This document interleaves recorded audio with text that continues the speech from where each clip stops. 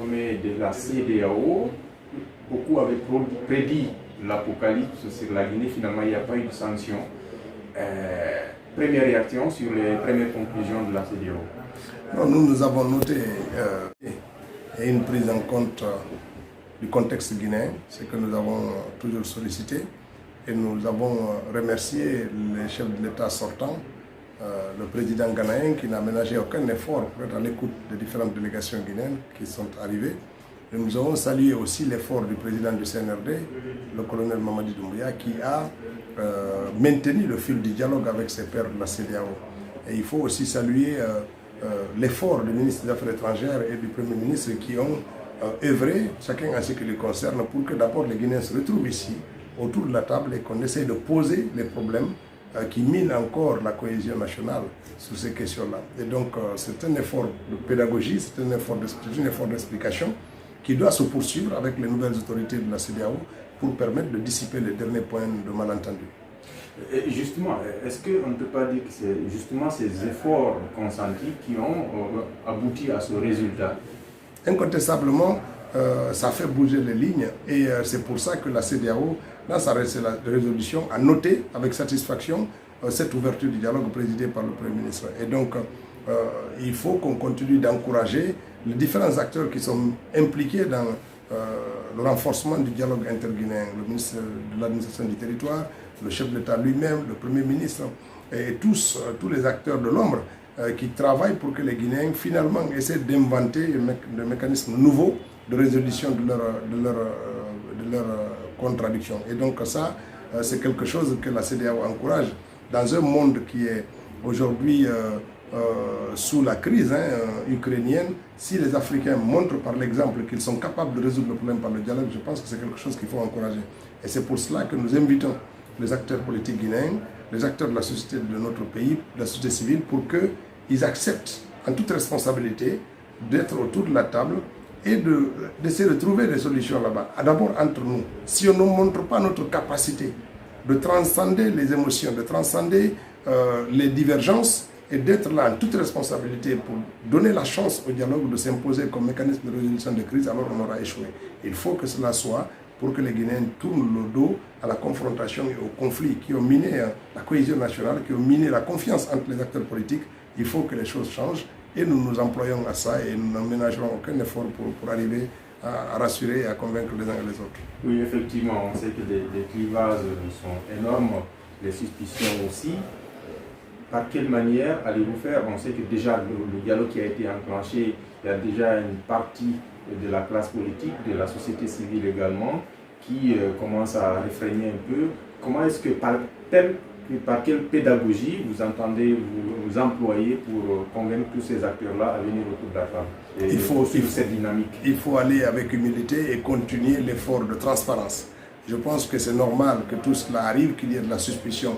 Nous n'avons pas la culture du dialogue dans notre pays. La Guinée, c'est un pays de confrontation et il faut inventer d'autres mécanismes et cela ne va pas aller comme une ligne droite. Il faut, ces soubresauts-là aussi doivent rappeler à chacun sa responsabilité. Au-delà de nos émotions, au-delà de la personnalisation du débat, il faut que les uns et les autres acceptent vraiment que dans le chemin de création de nouveaux espaces de résolution des crises, il y a souvent des soubresauts, mais il faut les dépasser. Et je pense que c'est l'engagement et la responsabilité de chacun d'œuvrer dans ce sens-là. Et nous ferons la part pédagogique, la part de transparence, et pour aller vers les autres aussi, être à leur écoute pour que les gens acceptent d'être autour de la table. Parce que c'est une volonté qui est importante. Par exemple, le RPG, l'ancien parti au pouvoir, qui a énuméré une kyrielle de revendications, le FNDC et tant d'autres, l'UFR, l'ANAD également. Comment réunir tous ces acteurs-là? On voit qu'ils sont vraiment dans une position entre guillemets radicale par rapport à leurs revendications. Chaque groupe politique, chaque organisation de la société civile a des raisons légitimes qu'il doit poser sur la table. Mais c'est effectivement à ça qu'on les invite. Et on essaiera un à un de dépasser les divergences. Mais il faut que les uns et les autres acceptent d'être autour de la table. Parce que c'est cela la question fondamentale. On ne peut pas vouloir le dialogue, fut-il celui sous la communauté internationale, ou le dialogue interguinéen, sous l'égide du Premier ministre et n'est pas accepté de faire la part de sacrifice qui est nécessaire pour ça. Donc c'est ça qui est important et c'est pour ça que nous invitons tout le monde à venir autour de la table. C'est autour de la table qu'on peut poser ces problèmes, ces exigences, et c'est autour de la table qu'on peut trouver des solutions, avec ou sans la communauté internationale. Vous, Monsieur le ministre, vous connaissez les réalités de l'opposition, vous avez milité pendant des années, vous avez des amitiés. Est-ce que vous avez enclenché une telle dynamique, ne serait-ce que de façon peut-être, je ne dirais pas sourdine, mais comment est-ce que vous allez vous employer à travers vos contacts pour convaincre ces gens? Autour du dialogue, les acteurs qui arrivent sont souvent rassurés par des démarches formelles qu'on peut faire à plein jour et par des démarches aussi informelles qui peuvent amener les uns et les autres à dissiper leurs inquiétudes. Et c'est ça que nous faisons. Chacun a ce qui le concerne. Chacun s'emploie pour que les Guinéens acceptent d'inventer un mécanisme de résolution de crise. C'est quelque chose de fondamental pour notre pays. D'accord. Revenons sur les conclusions du sommet de la CEDEAO. Il faut le dire, il y a eu un nouvel ultimatum entre guillemets qui a été donné aux autorités guinéennes. On a un mois, donc le mois de juillet, pour trouver un consensus autour du calendrier, sans quoi des sanctions économiques et financières pourraient frapper notre pays. Comment le gouvernement va s'employer pour trouver justement ce consensus? Parce que la CEDEAO rejette carrément les 3 ans. Je dis que c'est une invite pour nous à faire preuve de transparence, à faire preuve de plus de pédagogie. C'est à cela que nous comprenons la décision des chefs d'État. Mais nous disons également que la question ne se juge pas à l'aune seulement de la période de la transition. Il faut qu'on travaille sur le contenu. Le cas guinéen a une particularité, c'est que le fichier électoral, c'est une source de crise.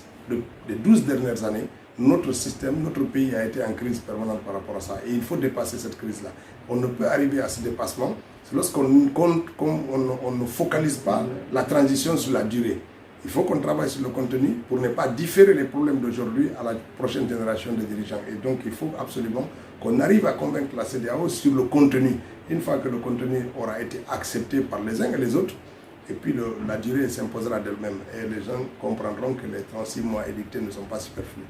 Oui, ce contenu il fait objet de critiques de la part de certains acteurs. On estime qu'il y a certaines étapes qu'on peut peut-être juguler pour limiter justement la durée. La tâche la plus consommatrice en termes de durée, c'est l'élaboration du fichier électoral qui est adossé à l'état civil.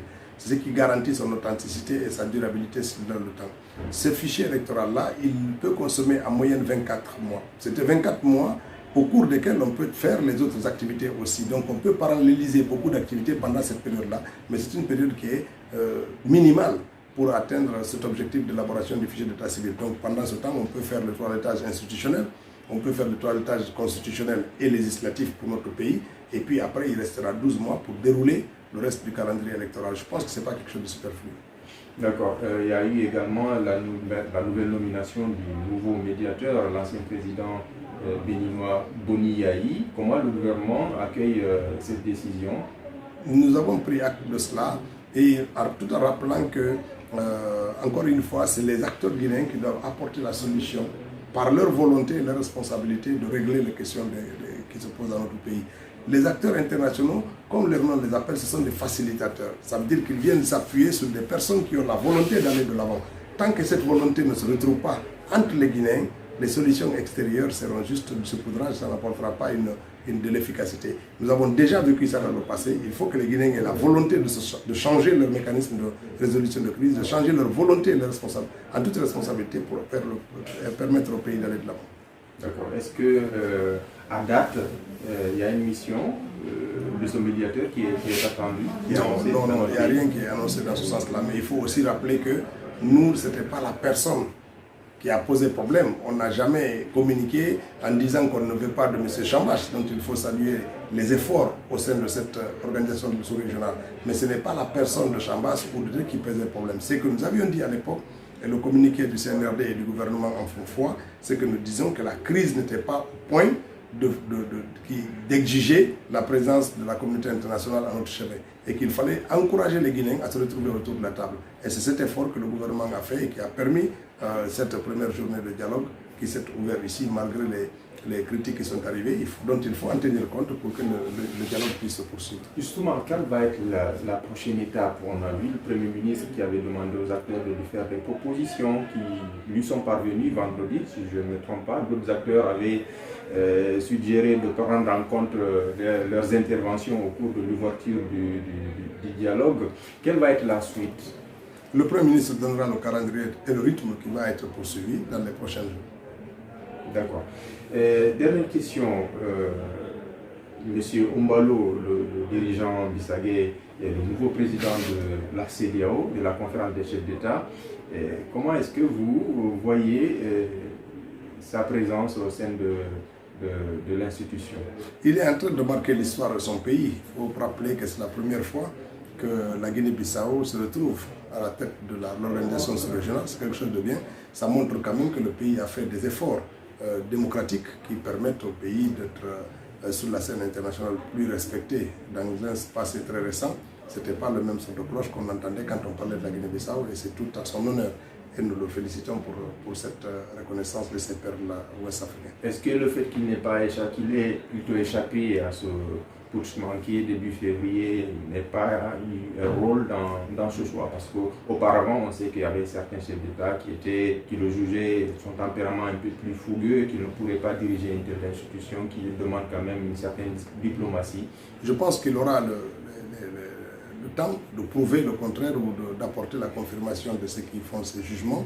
Ce qui est clair que même l'échec de ce putsch qui est intervenu dans ce pays montre quand même une certaine sympathie dont il jouit au sein de l'armée, au sein de la population, et montre aussi que les populations bissau-guinéennes, les institutions militaires de ce pays ont évolué quant à l'intégration des principes démocratiques, et puis après on laissera au peuple de juger de ce qu'il a été sa présidence, parce qu'il gouverne d'abord pour son pays et c'est ceux-là qui auront l'opportunité de le juger le moment venu. Dernière question, on sait que Oumbalo, c'est quand même un des alliés des autorités actuelles de Conakry. Il a effectué une visite d'amitié et de travail à Conakry, c'est l'un des rares chefs d'État d'ailleurs. Est-ce que cette arrivée ne vous laisse pas sourire un peu? Est-ce que vous n'êtes pas content personnellement? Le président Ouattara était déjà venu ici, le président... Oui, mais le cadre était différent. Ils étaient venus pour faire mention des sanctions qui ont été prises par la CEDEAO. Je vais dire que lorsque les intérêts des pays convergent, aujourd'hui, l'Afrique de l'Ouest a des intérêts communs et c'est convergent, c'est ce qui explique tout cela. Il ne faut pas qu'on croie qu'il y a tel chef d'État qui est ami et l'autre qui est ennemi de la Guinée. La Guinée n'a que des amis dans l'espace de la CEDEAO.